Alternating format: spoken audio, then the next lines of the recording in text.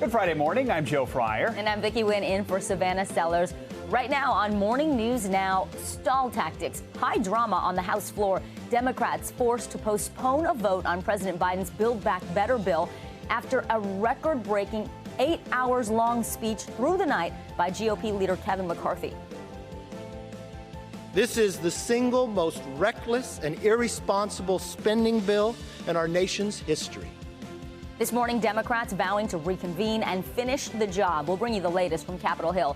Waiting for a shot. Today, the CDC expected to give the official okay for an extra dose of the COVID vaccine for all adults. We have team coverage, including a doctor's perspective as new COVID cases go up and holiday gatherings begin.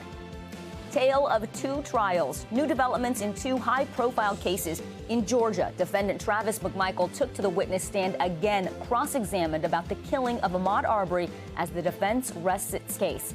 And in Wisconsin, jurors set to meet for a fourth day of deliberations in the Kyle Rittenhouse trial. We'll have details and analysis. And workplace influencers. Gen Z reinventing what 9 to 5 looks like. We'll show you how some of the youngest employees are leading the charge as the future of the office changes. Looking forward to that one. Absolutely. And as you can see, we have a little bit of a new look this morning. Yes, so I'm loving it. Enjoy the new graphics. All right, but we begin this morning in Washington, where a highly anticipated House vote on President Biden's social safety net was delayed overnight. Minority Leader Kevin McCarthy delivered a speech that was, get this, 8 hours and 32 minutes long, setting a new record for the longest speech on the House floor. He called, as you heard, the spending bill reckless, but also turned to unrelated topics like immigration and Afghanistan. Now, the House is set to return at 8 a.m. this morning to finish the vote. NBC News Capitol Hill correspondent Leanne Caldwell joins us with more on all of this. So, Leanne, 8 hours, 32 minutes for those who are not creatures of Congress. Help us understand this. Why did Minority Leader McCarthy talk about for so long? What did he talk about for so long? And is there anything stopping him or another opponent of the bill from making a similar speech to delay the vote again this morning? Yeah, good morning, Joe. It was a long night for the House of Representatives. Leader McCarthy cannot make the same speech again, and neither can any of his colleagues.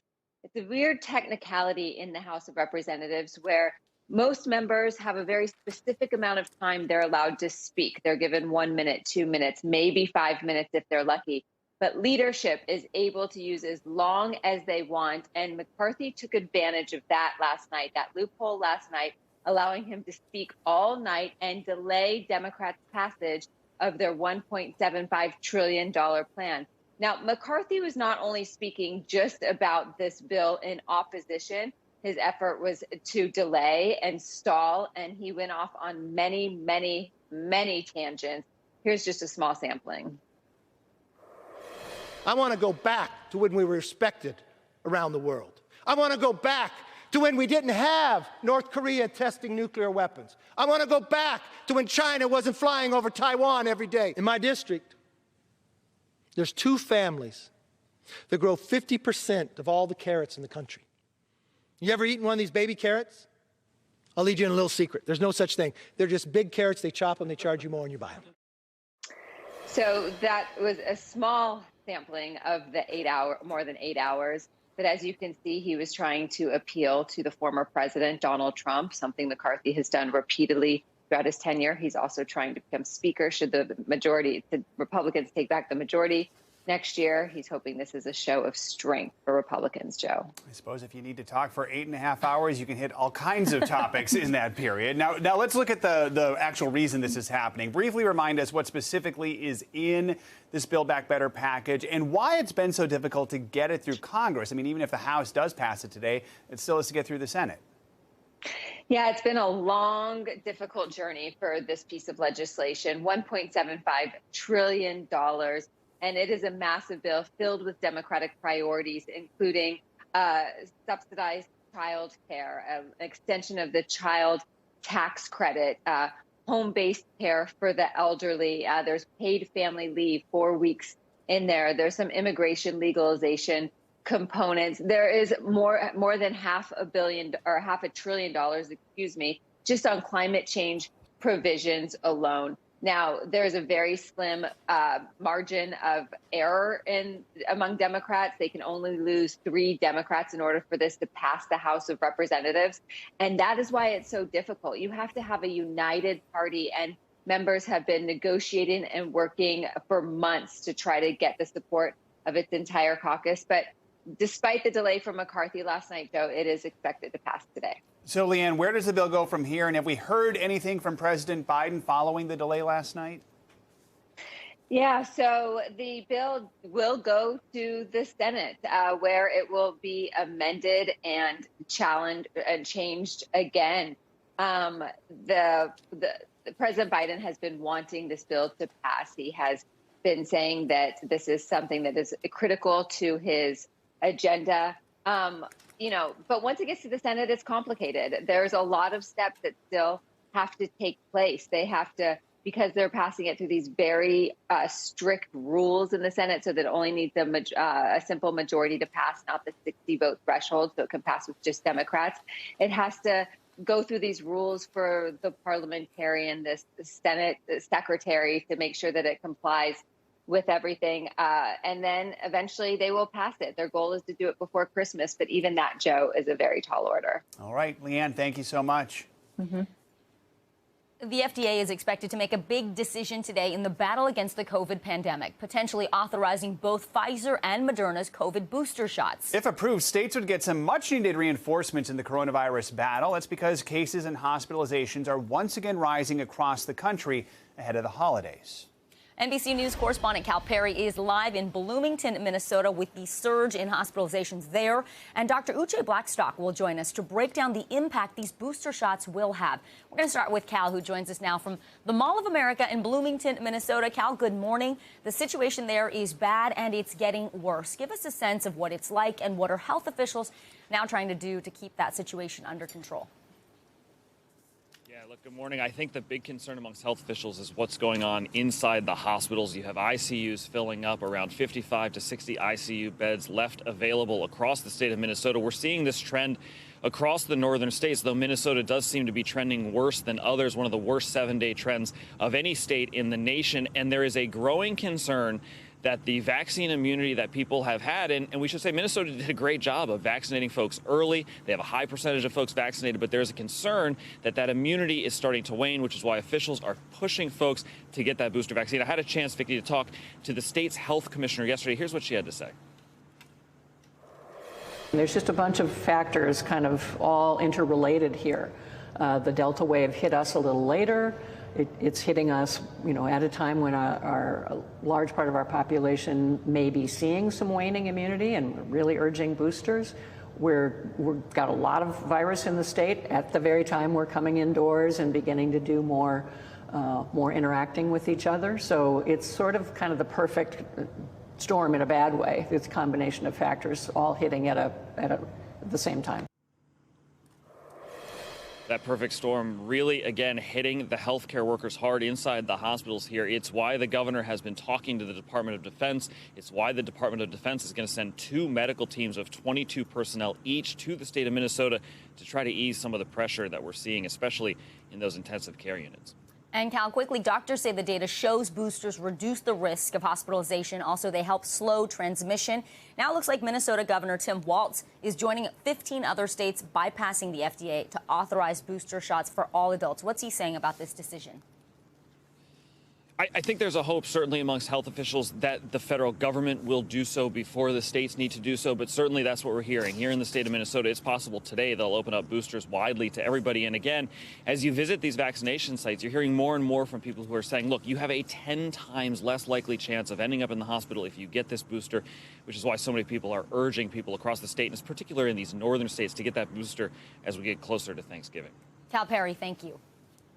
Let's bring in NBC News medical contributor Dr. Uche Blackstock. Dr. Blackstock, Cal Perry just laid out a troubling trend we're seeing in states across the country, especially colder states.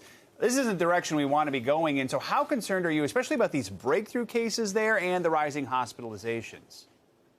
So thanks so much for having me on this morning, Joe. I'm concerned. We're seeing the beginning of a surge. We're seeing increased hospitalizations, and death is also a lagging indicator. I think because of the surge in cases, we're going to want to use every strategy that we can. And giving boosters to people who are most at risk makes sense. So those are the elderly, people who are immunocompromised, people who are in long-term care facilities. And for the rest of healthy adults, boosters also are a good idea because we've seen an increase in breakthrough infections. By giving boosters, we can reduce those cases. So, Doctor, Pfizer Moderna boosters could be approved for all adults very soon. You talk about strategies here. In your mind, I mean, how important is it for Americans to get that added layer of protection as soon as possible, especially with the holidays right around the corner? Right. I think especially, the cold weather, we're socializing indoors. With the holidays, we're going to be mixing with family and friends in indoor areas. It is incredibly high risk. So for those people who are already fully vaccinated and due for a booster, so those are people who received their mRNA vaccine, they're greater than 6 months out, or Johnson & Johnson greater than 2 months out, they should get boosted before they spend time with relatives to decrease the risk of transmission. All right. Dr. Uche Blackstock, as always, thank you so much. Thank you. Let's turn to Georgia now, where defense attorneys have rested their case in the trial of the 3 men accused in the killing of 25-year-old Ahmaud Arbery. One of the men charged, Travis McMichael, faced a cross-examination by the prosecution yesterday. In a key moment, McMichael said Arbery did not threaten him during the chase that led to the fatal shooting. NBC News correspondent Katie Beck. At this point right here, hasn't said anything to you? No, he has not said anything yet. No, ma'am. Hasn't verbally threatened you? Verbally, no. Still running with his hands at his sides? Directly towards me, yes, ma'am. Hasn't pulled out a gun? Hasn't seen a gun weapon yet, no, ma'am. And hasn't shown you a weapon this entire time? He has not. Hasn't said a word the entire time? Not one time. All he's done is run away from you? Run past me, yes, ma'am. And you pulled out a shotgun and pointed it at him? Running directly towards me. All right, NBC News correspondent Katie Beck joins us now from Brunswick, Georgia. Katie, another dramatic day in this trial. Take us through some of the key moments. What stood out to you in McMichael's cross-examination? Yeah, that's right, Vicki. Probably the most dramatic day in the trial so far. The defense resting yesterday after calling just 7 witnesses over 2 days. The prosecution took over 22 witnesses to make their case. But yesterday was certainly the top of the mountain in terms of drama. On the stand yesterday, Travis McMichael facing tough questions from prosecutors about the moments leading up to that fatal shot. What prosecutors really wanted to get across to the jury was that Ahmaud Arbery was not armed, was not actively threatening McMichael, and actually declined to speak to him on multiple occasions when he tried to interact with him, asking what he was doing there. They basically asked those questions in a way that McMichael had to answer yes or no, and certainly came with that agenda to drive that home to the jury. Now, McMichael has said repeatedly this was an issue of self-defense, that Arbery actually grabbed his shotgun and there was some kind of tussle before those fatal shots went off. Prosecutors tried as hard as they could to poke holes in that theory. Also, the theory that McMichael says he was doing something legal, making a citizen's arrest. Here's part of an exchange on the stand where he explains that. So what were you nervous about while giving this statement? I just killed a man. I had blood on me still. It was the most traumatic event of my life. I was scared to death. I mean, it was the most traumatic event of my life. I don't know anybody who wouldn't be scared or stressed or terrified or anything. I mean, it was horrible. I'm talking about giving your statement 2 hours later at a police station. You were nervous because you thought you were going to jail, right? No. I gave him a statement. I mean, if I would have... somebody and you don't think you're going to jail, is what you're saying? I was going through an investigation. I was following the investigation. Saying that... McMichael saying basically that this was part of his duty to protect his neighborhood, that his father and him were simply making a citizen's arrest of what they thought could have been someone in commission of a crime. They said there had been a string of recent burglaries and they had their eyes on Arbery as a possible suspect. Guys?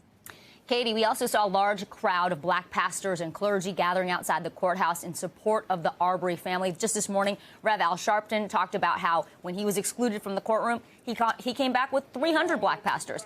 So this was an attempt to block them from attending the trial. They talked about, intimidation. The issue of race, clearly an important factor here. But the prosecution really seemed to avoid directly bringing it up. Why do you think that is?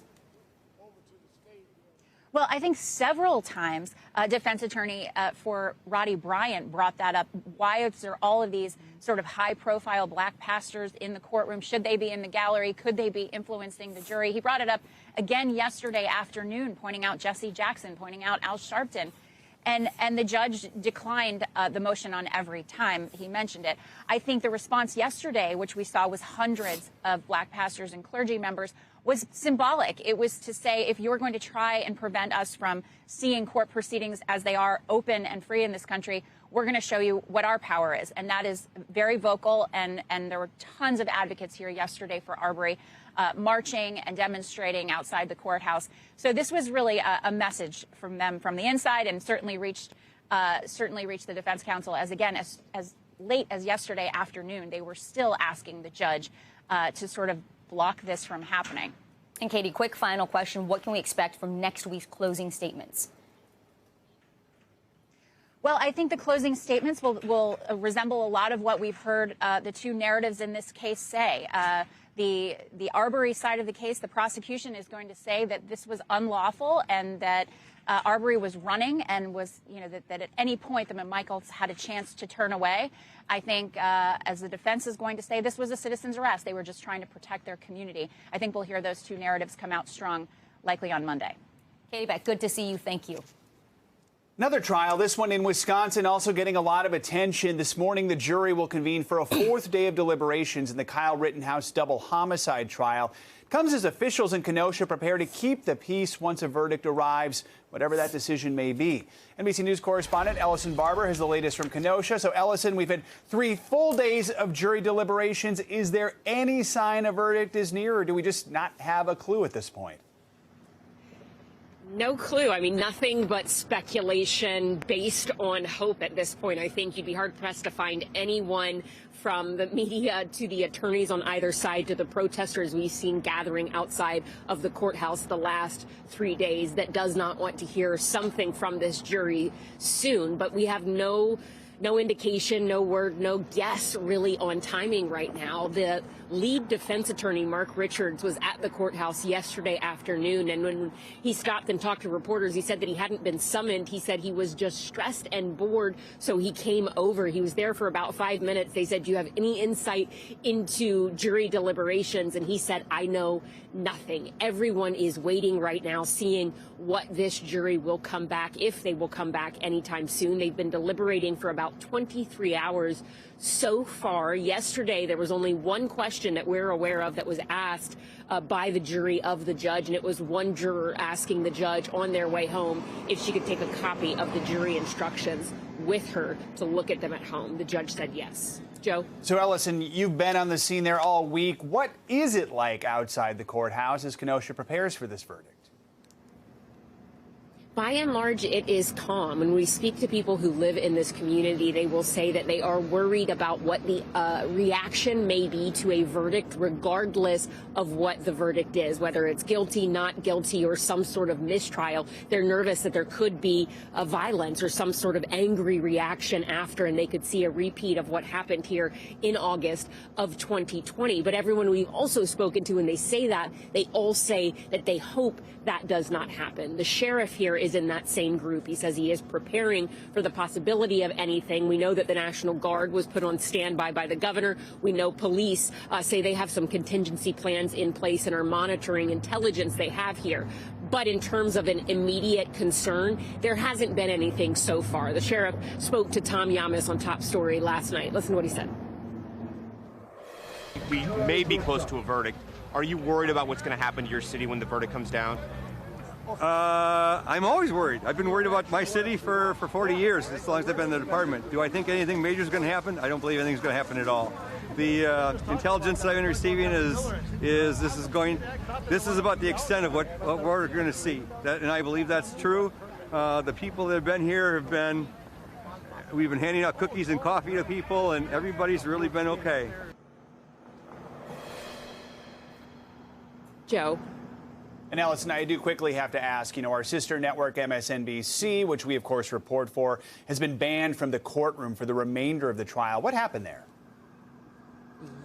Yeah, so this is something that did not have anything to do with my producer or myself, but the judge, and apologize for some of the activity going around us now, but the judge addressed this from the bench yesterday, addressing the media as well as lawyers He was furious, quite frankly, about what he called a very serious matter involving an NBC freelance producer. Judge Schrader said sometime on Wednesday evening, Kenosha police stopped a car following the jury bus. The judge said that person said he was working for NBC and MSNBC and that he'd been instructed to follow the bus by someone who works in New York for MSNBC. Kenosha police say they detained the freelancer after suspecting him of trying to take photographs of jurors, but they also said no photos were taken by the individual. The matter is under investigation, but the judge said that no one from MSNBC will be allowed in the courtroom for the remainder of this trial. In a statement, a spokesperson for NBC News said this, quote, while the traffic violation took place near the jury van, the freelancer never contacted or intended to contact the jurors during deliberation and never photographed or intended to photograph them. We regret the incident and will fully cooperate with the authorities on any investigation. Joe. Allison Barber, thank you so much. For analysis on those big trials in Wisconsin and Georgia, let's bring in criminal defense attorney Joseph Tully. Thanks for being with us. Let's start in Kenosha, where we just saw Ellison, the Rittenhouse trial. Jury's set to begin a fourth day of deliberations. Is this unusual for a trial like this? It's not unusual at all. There was a lot of evidence here, a lot of testimony, and the jury by this point is well aware that this is a very critical case and that there will be repercussions no matter what their verdict is, no matter what side their verdict comes down on. So they're taking their time, and I'm sure there's a lot of emotion in that jury room. The defense in that case has twice requested a mistrial, once over the prosecution's line of questioning, another time for the video quality of a key piece of drone footage, but those requests have been denied. So does that come into play at all when this verdict is reached? It comes into play in the sense that if the verdict comes down as guilty, those will automatically become appellate issues. So the defense team would bring up the exact same issues on appeal if there's a guilty verdict. Let's turn now to the trial over the death of Ahmaud Arbery. One of the suspects, Travis McMichael, was cross-examined by the prosecution yesterday. What do you make of this decision to have him take the stand? It's something we don't often see with a defendant in a high-profile case like this. And what did you make of his testimony? Did it help him or hurt him?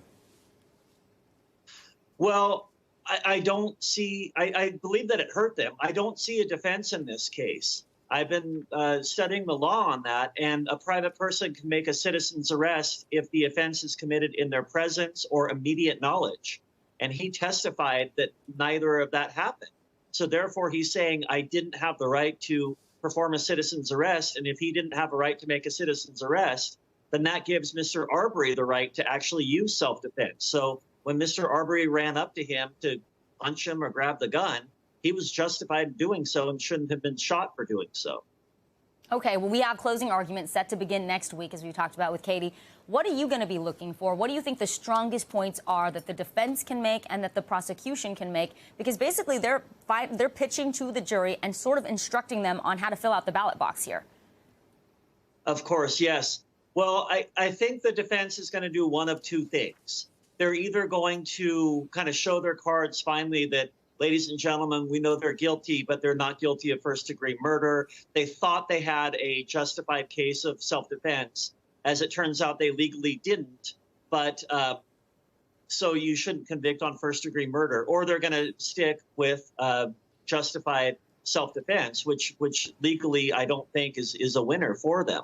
The prosecution has a great case. They just have to read the law to the jury and reiterate the facts and say, ladies and gentlemen, Mr. Arbery was gunned down for jogging in the street, running past houses of people who were suspicious of him, and he shouldn't have been killed for that. And because he was killed, that is a case of first-degree murder.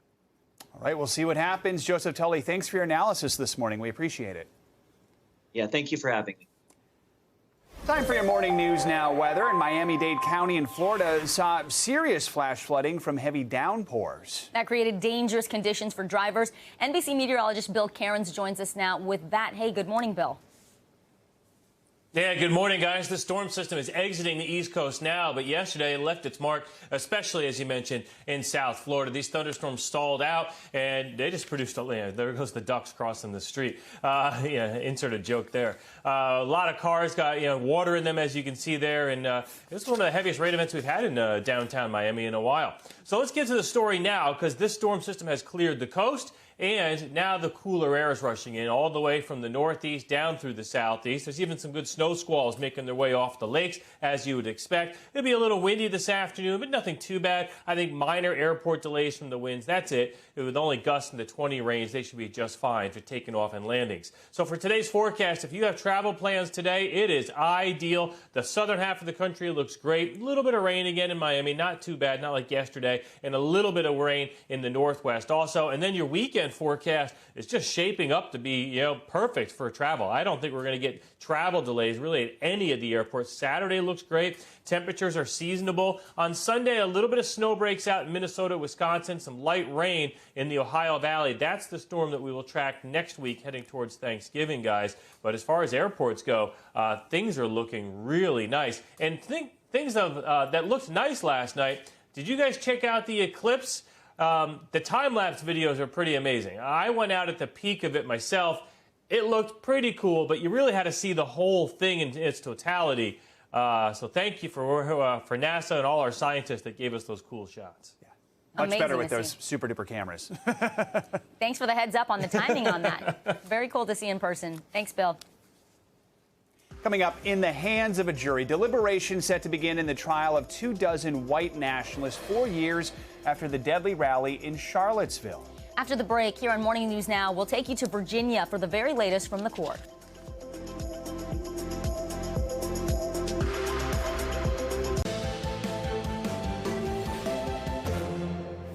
Welcome back. Here's a live look at the White House this morning, where it has been another busy week for President Biden.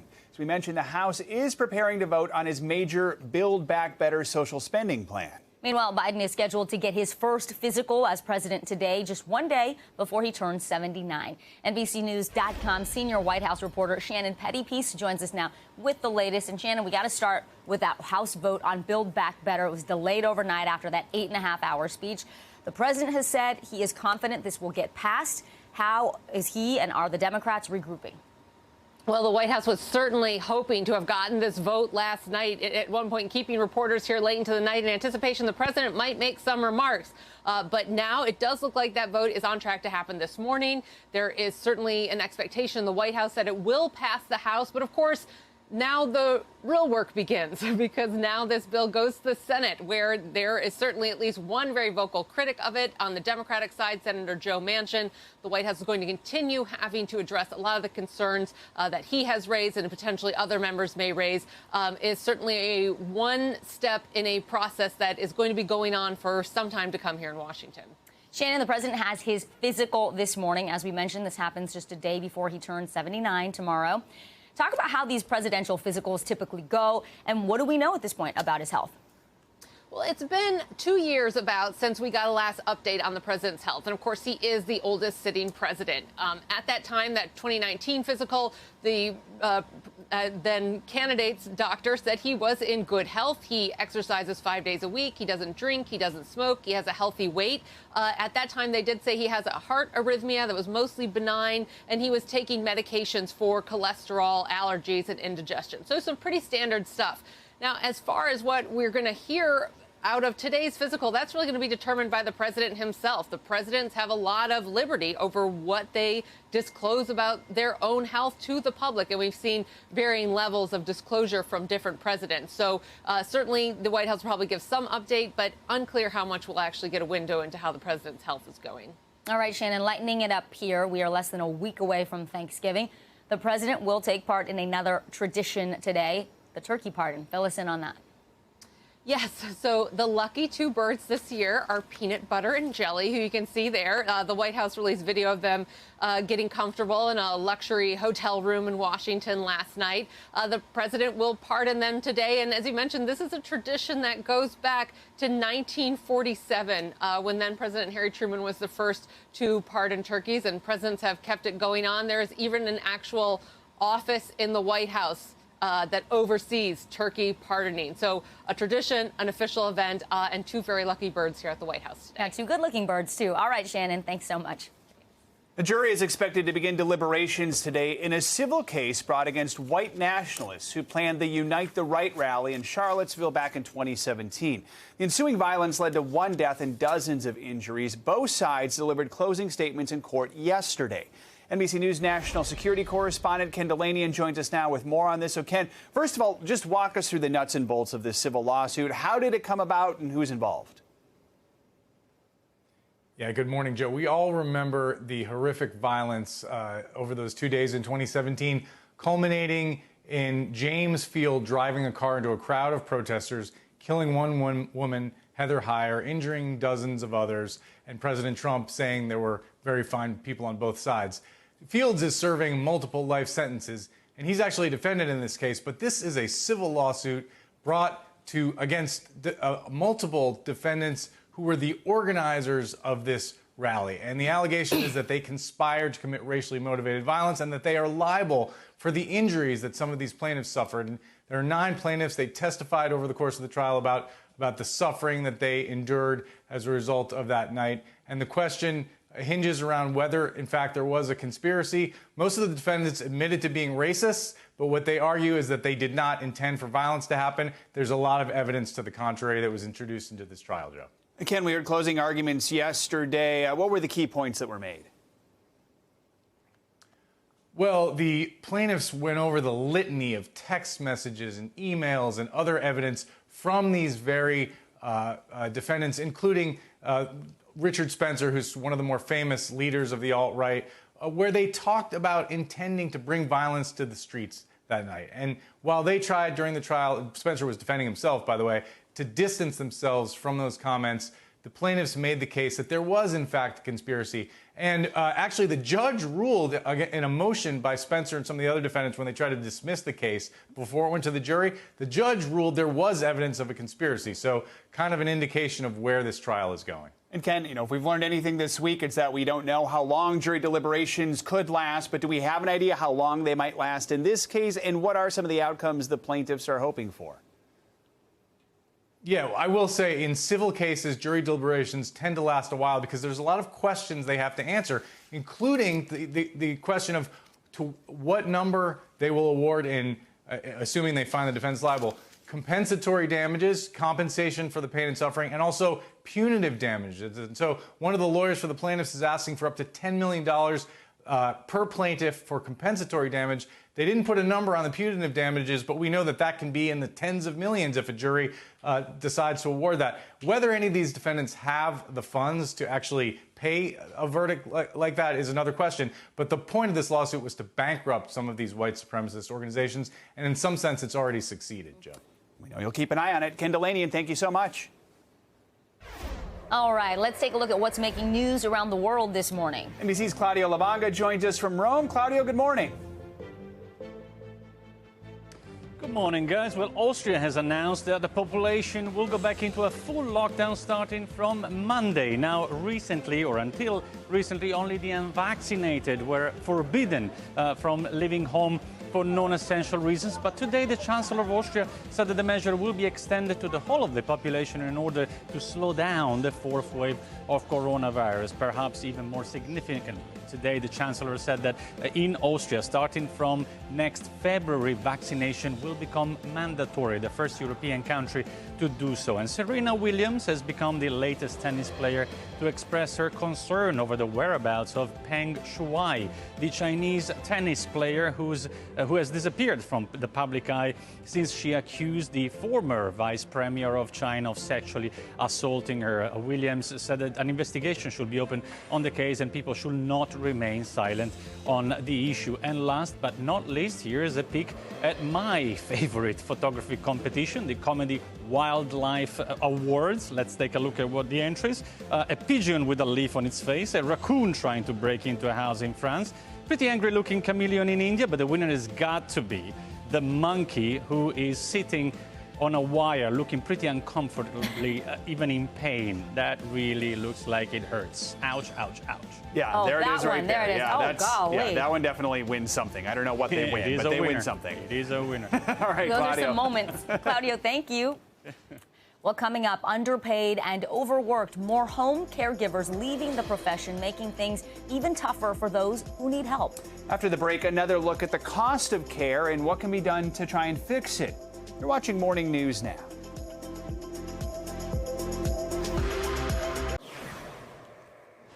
All right, if you have a fear of heights, you may want to look away. That's because yesterday I got the chance to climb up one of New York's tallest skyscrapers and actually hang out over the side more than 1,200 feet above the ground.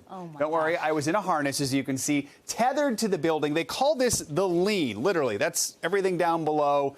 The Lean. It's part of a new attraction that opened just this month called City Climb at the 30 Hudson Yards skyscraper. You got to be at least 13 years old. Tickets are $185. You can catch my full story on this, chronicling the whole adventure, tomorrow morning on Today. This is actually just part of it. Before I got up here to do the Lean, you actually scale steps that are on top of the building, 161 steps to get up to this apex here.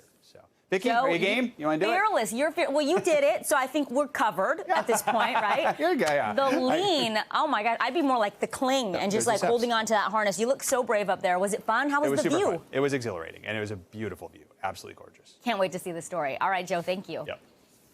Well, every day, 10,000 people turn 65. As they get older and need more help at home, the workforce to support them is shrinking. It is physically and emotionally tough work to be a home caregiver, and in many cases, they make less per hour than fast food workers. Here's what we learned about the industry and how to fix it. Does that feel a little better? Lolly Edinger is part of an unseen workforce of home caregivers, providing help to 12 to 14 million Americans every day. Today, she drove more than 30 minutes to Cottick, New York, to care for one of her clients, Dinah Kiley. Lolly does laundry, helps with bills. That's the one you're going to sign. And even takes Dinah to the doctor. Dinah, who has Parkinson's disease and dementia, recently fell, hurting her hand and face. Dinah needs me here. We worry about her falling. We worry about her accidentally taking the wrong medications. Lolly works more than 50 hours a week caring for her clients, but Dinah needs 24/7 care. Her family fills in the gaps where they can, but finding additional in-home care is almost impossible. We are in a serious crisis. We're short by at least 1 million workers today. Bill Dombey is the president of the National Association for Home Care and Hospice. Why is it so hard to find people to fill these positions? It's multidimensional. One is because the job is extremely difficult, caring for individuals with disabilities or those of older age or with physical limitations that require lifting and transferring of the patient. Part of it is compensation, too. This is a very hard job with very, very low pay. Lolly makes $12.50 an hour, but some caregivers are paid even less, just $8 an hour. In large part, Medicare and Medicaid fund in-home care. Average pay for providers nationwide, $13 an hour. 60% work more than 40 hours a week, and 37% consider the job highly stressful. Dombey says one solution, attract and retain more workers by increasing payment rates through Medicaid and offer tax credits for people paying for private services. These workers are really special, and what they do actually affects our society at large. If someone has to take off of work to care for their parent, that cripples the whole economy. Despite the low wages, Lolly says she's able to keep working because her husband has a full-time job and because she cares. Fast food places are making $15 now, which they deserve, but that's not the job I want to do. It's not going to get any better until we actually pay what people are worth. It's a human being's life. It's not a hamburger.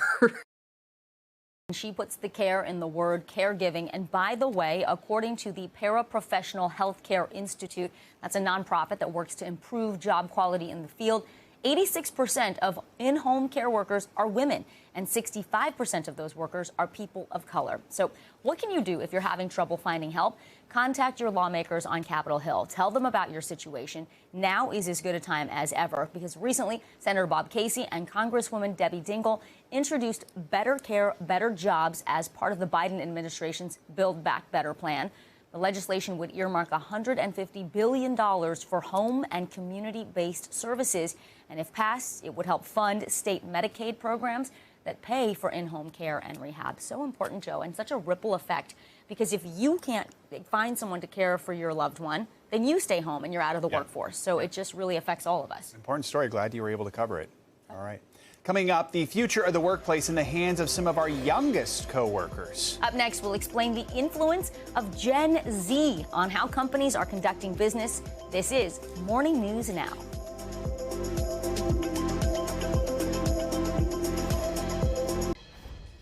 A lot of us still don't know what the future of the workplace will look like. Remote, in person, or somewhere in between. But there is one generation certainly looking to see a new kind of office. It's Gen Z, the one that's just now entering the workforce. A new piece for Insider called How Gen Z is Going to Kill the Workplace as We Know It takes a deep dive into the issues people in their early 20s have grown up with and how their perspectives and values may change in this post-pandemic world. Yeah, the writer of that article, Rebecca Knight, joins us now. She's a senior correspondent for careers and the workplace at Insider. Rebecca, good to have you with us. You know, when a lot of people think of Gen Z, they might think TikTok, social media trends, basically anything that deals with technology. But there's a lot more to this age group. Tell us more about that and what this means as more Gen Zers enter the workforce. So Gen Z is a group of about 72 million people. As you said, those stereotypes are kind of true. They do really like TikTok. They grew up with smartphones in their pockets. They're obsessed with Y2K nostalgia. But this is the most diverse generation in American history in terms of race, ethnicity, and sexual orientation. 1 in 6 Gen Zers identifies as LGBT.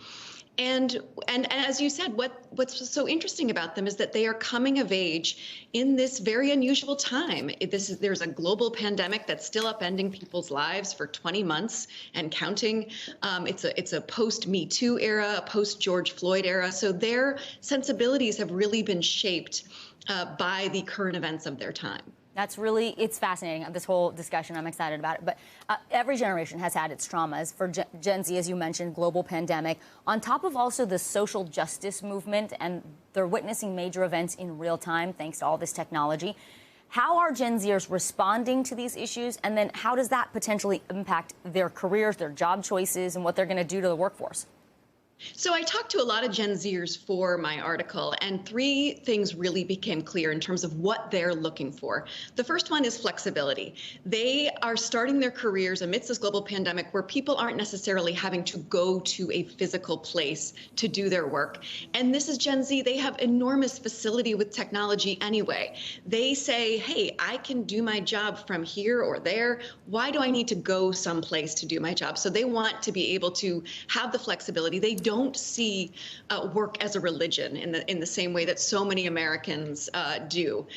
They see work should fit into my life and what I care about. Number 2, they want fairness. As I said, this is the most diverse generation in American history. They don't see a pecking order. They want to make sure that the workplace is inclusive, that it treats people fairly. And number 3, they really want to affect social change. This is a generation that is activist-minded. They came of age in the Donald Trump presidency. Even Republican-leaning Gen Zers tend to take more liberal stances and to see LGBTQ rights as a positive. They're more likely to say that racism is systemic racism is an important issue in America and that workplaces need to deal with it. So those are the 3 main things: flexibility, fairness, and they want to be at companies that align with their values and that are seeming to affect change in the world. So interesting. Rebecca Knight of Insider, thank you so much. Thank you for having me, Joan. Time now for our CNBC Money Minute, the biggest financial headlines of the day and why they matter to you. Silvana Henao joins us now. Hey, good morning and happy Friday, Silvana. Hey guys, good morning. Happy Friday to you. So Ford wants to become the biggest maker of electric vehicles, and it's setting some ambitious goals. CEO Jim Farley announcing plans to produce 600,000 EVs per year by the end of 2023. That's double the number originally planned.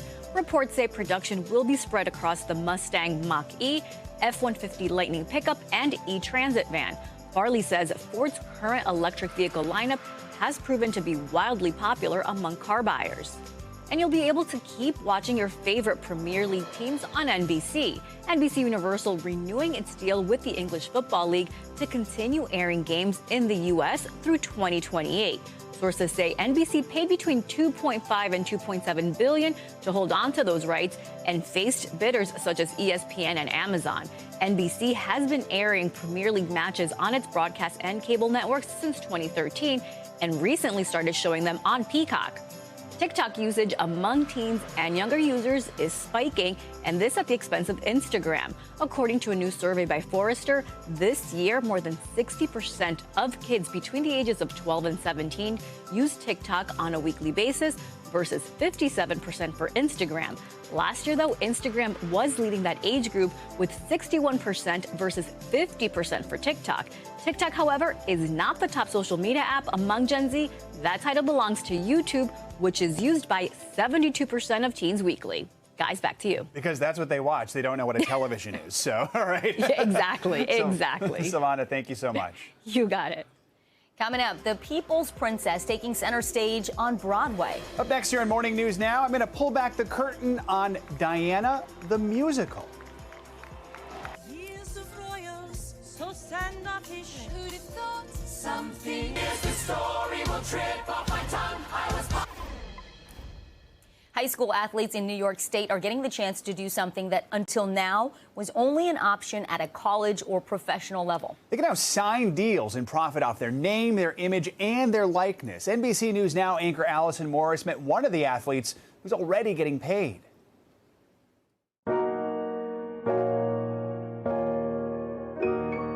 I picked it up probably at birth. I think this picture of me when I was like 7 months old with a stick. For the Spallina family from Long Island, New York, lacrosse is life. Good luck. 3. Dad Joe is the Stony Brook University women's coach. Yeah, 3-1-4. A team expected to start next season 5th in the nation. Joey, a senior at Mount Sinai High School, is the top lacrosse recruit in the country for the class of 2022. Last week, he officially signed with Syracuse University. Last month, the state of New York officially gave public high school players like Joey the right to profit off their own name, image, and likeness. One thing that we've tried to incorporate in the deals is me like working to get paid, not just getting paid just to be me, just getting paid to like work and like train younger kids and, just give back to what all the great players and people have done to me. Some people worry that that's a lot of responsibility to put on a young person. Does it add extra pressure, extra responsibility? It really doesn't add pressure since I've been dealing with that my entire life. Having like great people around me to like make sure that I'm doing the right thing and, make sure that I'm being smart with what I do earn is obviously great to have.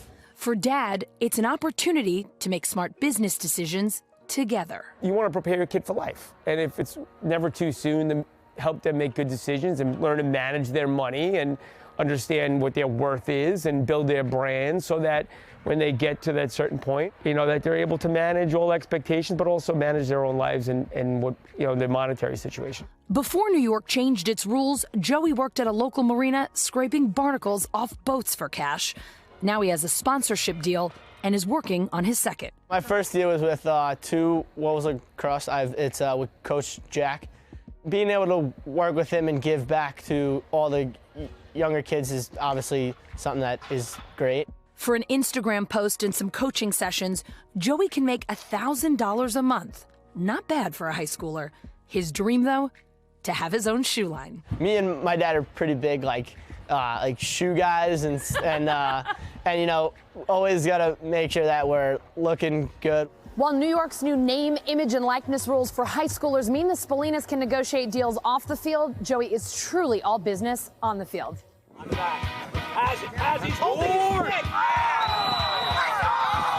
Last season, Joey set a Suffolk County single-game record with 13 assists. This spring, he'll see if he can best that before heading off to Syracuse. I mean, is your dream to play professional lacrosse Yeah. beyond college? That's been my dream since I was a kid. Our thanks to Allison Morris for that report. Well, Broadway is making a comeback, and for one musical, the pandemic couldn't stop their debut. I got a behind-the-scenes look at Diana the Musical, which finally opened this week officially and joining the growing list of projects that look back at Diana's life. It's a well-known story told in an unexpected way, set to music on a Broadway stage. I choose a fresh new start. Diana the Musical is framed around the Princess of Wales' relationship with Prince Charles. Actress Gina DeWall plays the lead. It's amazing to play a show that is so personal. I am British. The story is my heritage, it's my culture. But I'm truly no one. Why is this story so important? The power that she had is still felt today in so many ways. She could just be there and be present for people, really look them in the eye, really hear them, and then try to help. And I think we need that now. These days, we're seeing her story in many forms. The movie Spencer, the TV series The Crown, and now a musical. Tell us about your Diana. What makes your Diana yours? My Diana sings and dances.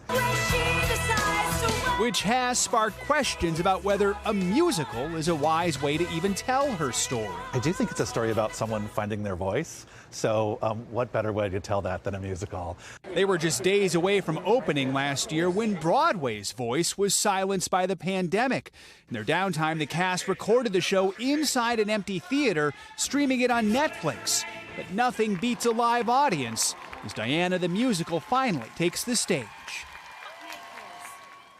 You saw it last week? Saw it last week. It was fun. We had a good time. We enjoyed it. So yeah. It looks lively. The critics have been a little harsh, but you know, everyone picks their own thing that they like. So, all right, that does it for this hour of Morning News Now. But the news continues right now.